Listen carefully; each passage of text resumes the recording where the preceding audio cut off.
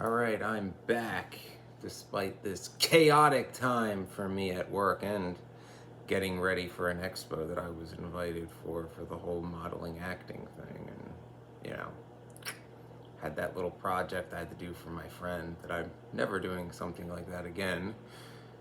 I can confirm it is terrifying. Never again.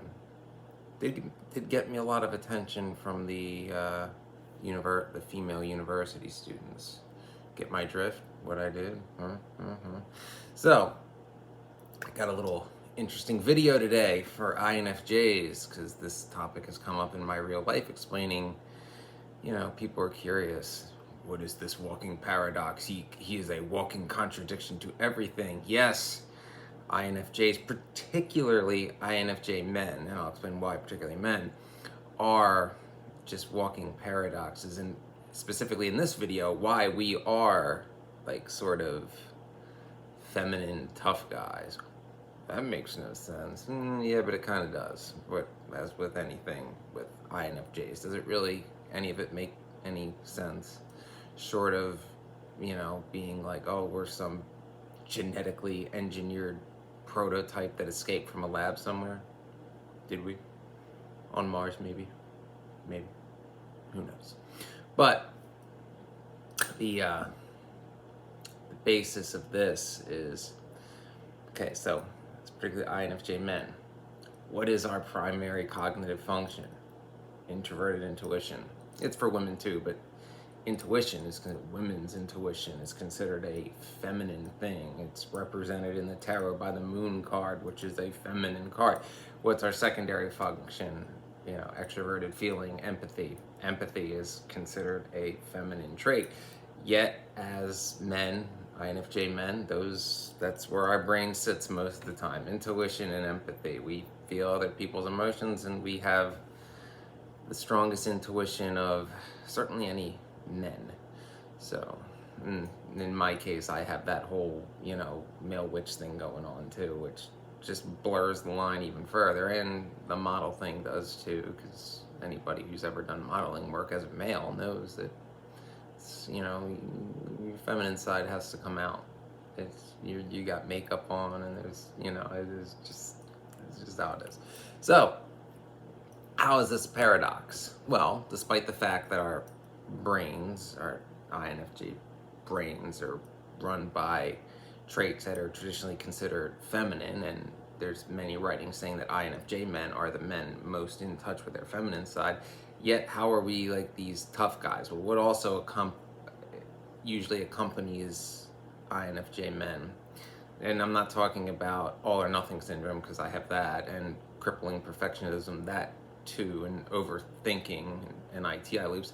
No, I mean, and I did a video on this too, hero complex. We tend to have a hero complex. As an ex-firefighter, I certainly cannot deny that I have a hero complex. So, despite the fact that our brains are ruled by intuition and empathy, we are highly protective. We do not back down from a fight.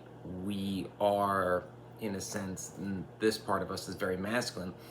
Women in general, and obviously exceptions, but in generalities, I know I don't like them, but I have to prove points and use them, are more inclined to acquiesce to groupthink, to want to be a part of a group. Men in general, or a larger percentage of men than women, are more comfortable being loners. And this is certainly true for an INFJ. So part of this tough guy hero complex manifests as, we don't give a damn about group acceptance, about groupthink. We know what's right in our head, and we can understand it ourselves. We may or may not be able to express it and explain it to other people. Depends how developed the INFJ is. We really have to do a lot of work to even remotely appear normal, and to get thoughts from here to here, very hard.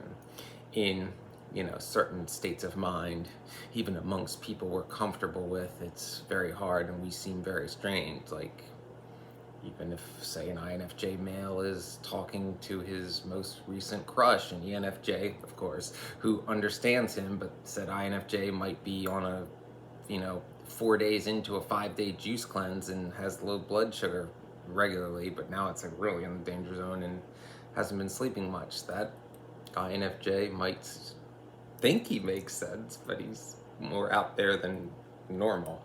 So, that kind of thing. A little sidebar. Always got to do one. But back to my main point.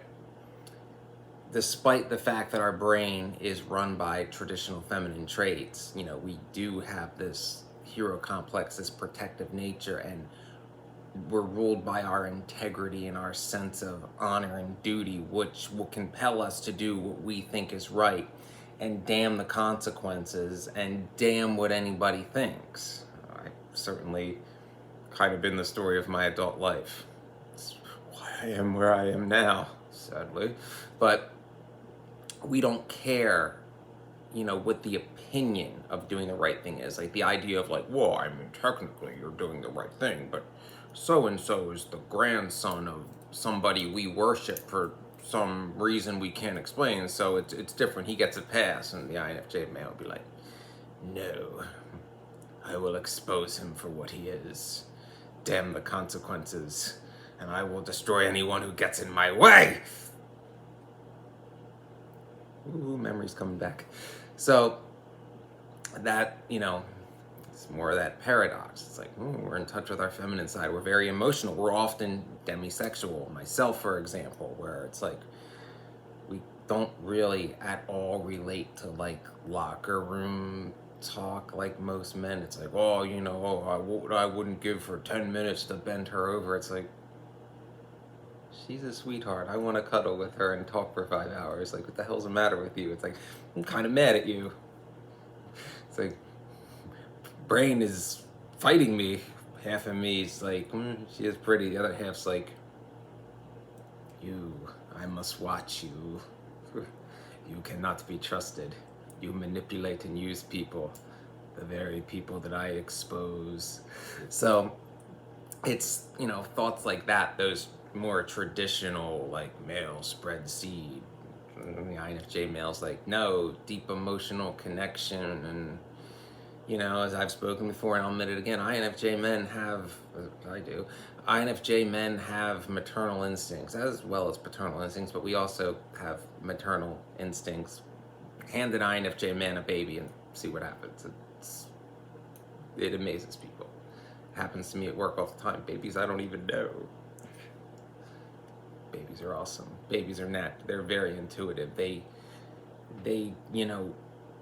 have no concept in their brain development of like group and all that. So they have some form of intuition. They know, who they're comfortable being held by, aside from obviously their immediate family, and who they'll freak out at. And I've noticed it over the years where like some smooth talking narcissist, like, you don't fool the baby. But that is, more of the paradox. So, in some ways, INFJ men are very masculine, drawn to careers that require a lot of physicality, assuming it has some form of purpose. INFJ men aren't drawn to like construction or things like that, but you'll see INFJs in law enforcement, in forms of government, in the fire service, in the military, because that sense of putting yourself in danger for a cause you believe in. We have no issue with that. We have no issue with putting ourselves in danger, particularly to protect those we care about. We kind of, it's often said about INFJs that, we'll take a bullet for someone we love. I don't want to ever have to prove that. I've been shot once and that was enough. So, but that kind of thing, in that essence, we're, at the top tier of like traditional masculine behavior. And on the other side, it's like we're very emotional and philosophical and intuitive and empathetic and, crave deep conversation and emotional connection over just meaningless physical stuff. So just figured I'd put that out there, that we are somehow like, the feminine tough guys. Just yet another example of why INFJs, in this case particularly INFJ men, are walking paradoxes that few understand, because we open up to few people, because all INFJs have trust issues, and most, if not all of us, rightfully so. So remember to like and subscribe and check out my older videos, and, you know, super thanks me if it's been helpful, or send a tip through the links in the about section, because I don't like make anything on ads, because YouTube doesn't like me, because I'm not a company man ever for anything. It's never worked out. So support the channel, check out my older videos. Hope it's been helpful, and I'll be back regularly once this chaotic, materialistic, status quo-y season finally subsides.